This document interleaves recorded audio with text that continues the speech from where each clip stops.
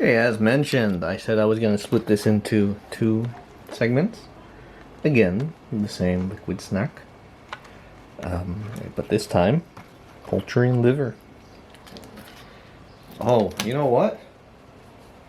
In the last video, I forgot to taste test the salmon myself. And, yeah, let me give it a taste.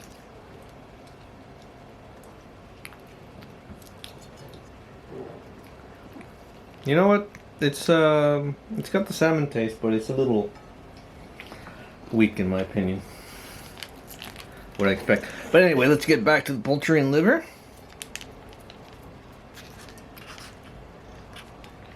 Hopefully no one can, I mean, no one's watching these yet. I mean, who knows if they ever will, but oh, there's a little tap to rip here. Ah, we got a little purring here now. Desperate, aren't we? Let's see, poultry and liver, and I should give it a taste test as usual.